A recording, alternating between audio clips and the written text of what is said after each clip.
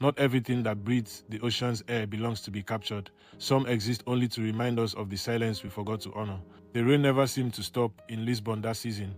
The city, polished by storms, gleamed like an expensive lie, beautiful, cold, and indifferent. Inside a penthouse overlooking the Tagus River, Eduardo Valente, a billionaire investor known for his ruthless mind and lavish lifestyle, swallowed a glass of Doro Red while staring out into the mist. His reflection in the glass looked older than he remembered. 57, perfectly trimmed beard, eyes like two coins that had seen too many deals. His assistant, Lucia, had just placed a folder on the marble counter. "These are the reports from your visit to Samaral Bay, sir," she said quietly. Samaral, Eduardo murmured, tasting the name. The edge of the world. Samaral wasn't on most maps. It was a small Asian coastal village, somewhere between the Philippines and the forgotten line of ancient Portuguese trading routes. Legend said it was a place where the sea never rested, where spirits of the deep were as alive as the people who fished there. Eduardo had visited months earlier after a rumor surfaced in a maritime exploration journal, something about singing waves and unclassified aquatic life. He laughed at it at first, until one of his marine scientists played him an audio file recorded by a local, a melody, almost human, echoing beneath the waves. That sound had haunted him since. So now, Eduardo Valente, investor, realist, man of numbers, had begun funding an expedition under the guise of cultural preservation and marine biology. His true intention was far darker. He wanted to capture one, a mermaid, not for science, for ownership. Because in his world, discovery only mattered when it was possessed. When Eduardo returned to Samaral, the sky above was painted in the red hue of an approaching typhoon. The air tasted of salt and secrets. Children ran barefoot along the muddy roads, carrying lanterns shaped like fish. Women sewed dried seaweed and handmade charms tied with coral threads. And in the distance, the ocean sang softly, endlessly. A man in a tattered blue shirt approached him at the docks. His name was Tomás, a local fisherman, and the one Eduardo had contacted through intermediaries. "You've returned, Señor Valente," Tomás said, eyes cautious. "Of course, I keep my promises," Eduardo smiled, slipping an envelope into his hands. "We have what you asked for, but the people are afraid." "Afraid of what?" Tomás looked toward the sea. "They say the daughters of the tide do not forgive those who try to measure their silence." Eduardo chuckled. "Old tales. The world changes, Tomás. Superstition dies where progress begins." "Then you've never met what lives under Samaral," Tomás replied, his voice nearly trembling. The following night, Eduardo gathered several of the strongest young men in the village. They met in the old community hall, built during Portuguese colonial times, the wood damp and perfumed with old incense. Eduardo stood before them in his white shirt and gold wristwatch, speaking with the charm of a prophet. "My friends," he began, "the government of Portugal and several scientific institutions have taken great interest in Samaral. We believe this place may hold a unique species, one that could change human understanding of marine evolution. We are offering a partnership," he continued smoothly. "Those who help us find these creatures will receive life-changing rewards, houses, boats, education for your children. This is your chance to bring honor and wealth to Samaral." The villagers murmured in awe. Only Tomás and an elderly woman in the back, Lola Ines, the local healer, remained silent. Her eyes, pale like moonlight, never left Eduardo. "Señor," she finally said, "honor does not come from gold. It comes from leaving what is sacred untouched." Eduardo smiled faintly. "And what if what you call sacred is simply what you don't understand?" Lola Ines's voice dropped to a whisper. "Then perhaps you will soon understand it the hard way." Her warning hung in the air like smoke no wind could carry away. The ocean was black glass that night, smooth and endless.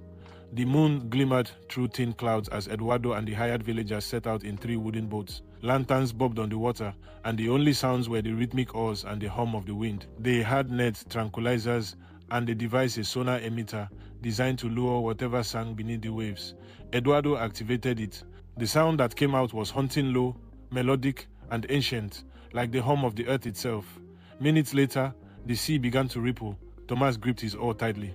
"They are answering," he whispered. A distant shimmer appeared beneath the surface, silver and blue, swirling like ribbons of light. The men gasped.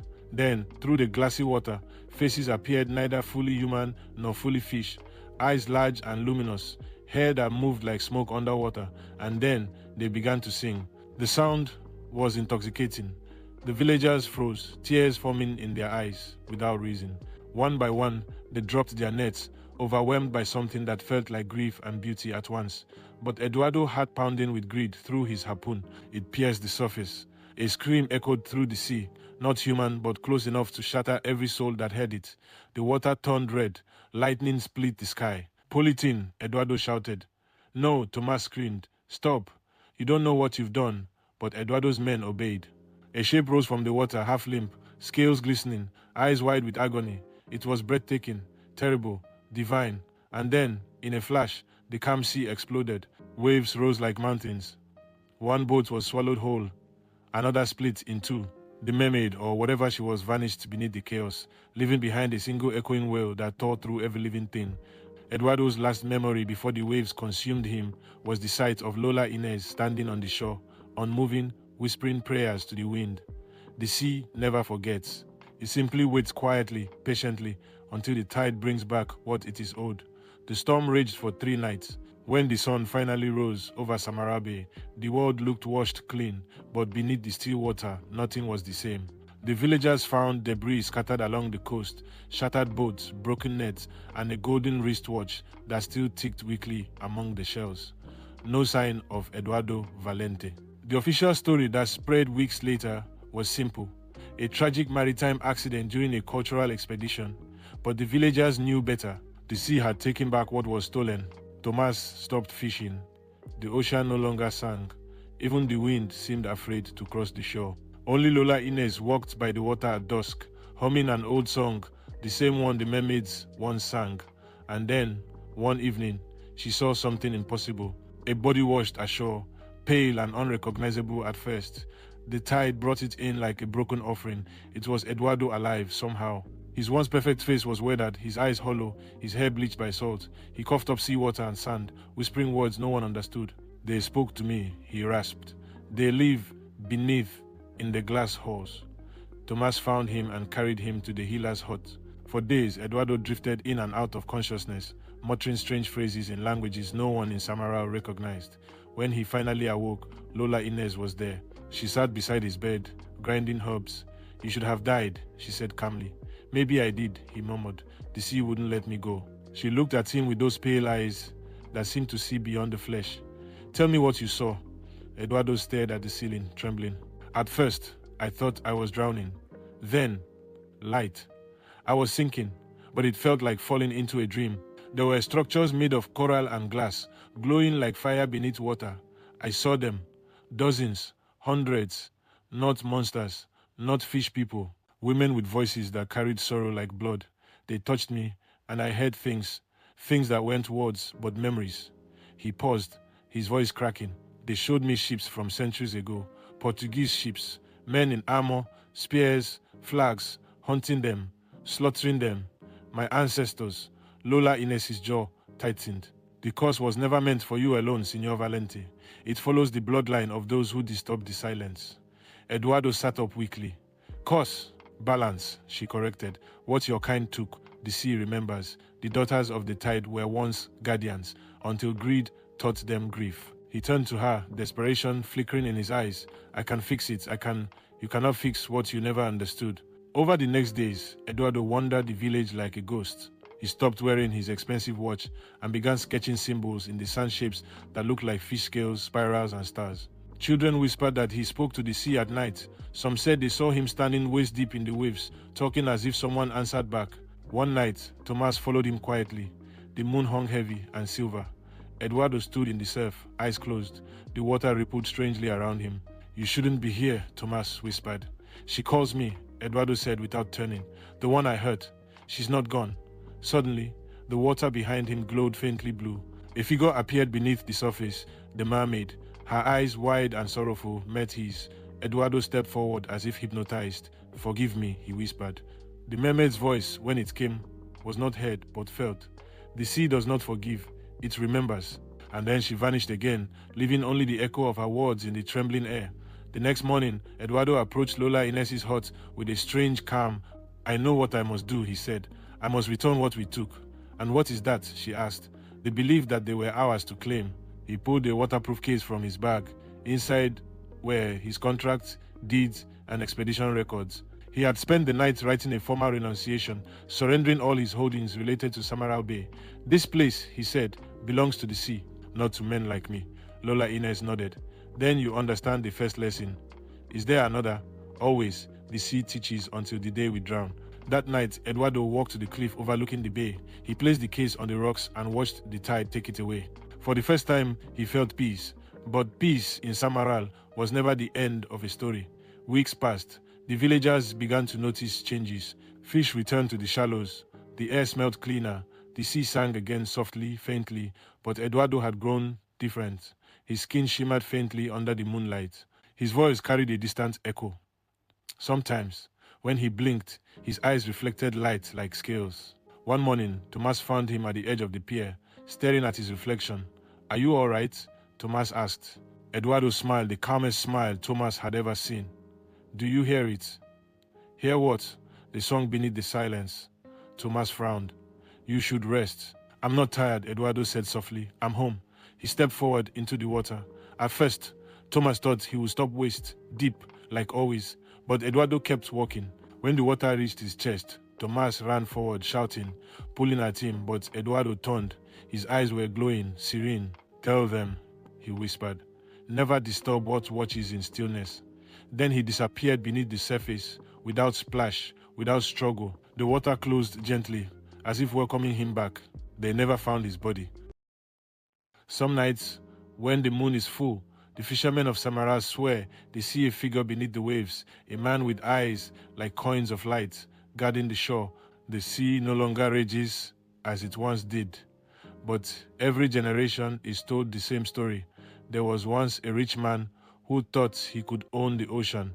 He learned, too late, that the ocean cannot be owned, only respected. And whenever a storm brews, Lola Ines's voice can still be heard over the wind. Do not disturb the calm that never disturbs you. The sea remembers every lie told in its name. Years later, in Lisbon, a sealed parcel arrived at the Maritime Research Institute. No return address. Inside was a waterproof case encrusted with coral. It contained Eduardo's expedition journal. The pages were water-stained but legible. The final entry read, "The mermaids were never creatures of myth. They were guardians of balance. They sang to keep the tides pure, to remember harmony. It was we who became monsters, the ones who forgot that wonder demands reverence. I no longer seek to own them. I seek to become worthy of the silence they protect." The case was placed in the Institute's archive. No one knew who delivered it. Some said it washed ashore near Samaral. Others believed it was carried by the sea itself. And beneath the ink-stained cover, faintly, a new line appeared as if written by salt water. "The sea forgives no man, yet it transforms the ones who listen." They say the sea is older than sorrow, older than time. It listens, it waits, and it remembers every whisper that dares to reach its depths. And in the quiet village of Samaral, where men once hunted the impossible, the waves still hum a name the wind dares not repeat. Eduardo Valente, the man who tried to own what was never his. They say he walks beneath the tide, now neither living nor lost, guarding the silence he once betrayed. His eyes shimmer like moonlight underwater, watching, warning, waiting. Because in this world, every calm carries a warning, and every still sea hides a story. A story that reminds us the moment we try to conquer the sacred, we awaken what was never meant to be disturbed. And so, remember this, travelers. Never mock the silence of the forest, never measure the stillness of the mountain, and never challenge the calm of the sea. For some peace is not weakness, it is a power so ancient it no longer needs to roar. You have just listened to The Hunt and the Awakening, a tale whispered through tides and time, brought to life here on Folktales of Many Tribes, where every legend breathes again, every silence tells a story, and every story reminds us who we are. Until the next tale finds you, guard your wonder and walk gently upon the earth.